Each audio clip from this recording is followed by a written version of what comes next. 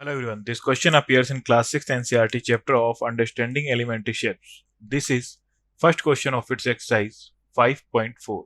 So the question says that what is the measure of a right angle? So right angle का measurement होता है हमारे पास ये दो परपेंडिकुलर लाइन से बनता है हमारा इसका होता है 90 डिग्री. सो फर्स्ट का आंसर हो जाएगा 90 डिग्री. सेकंड स्ट्रेट एंगल हमारी स्ट्रेट लाइन पर ड्रॉ करते हैं हम. सो ये होता है हमारा कंप्लीट 180 degree.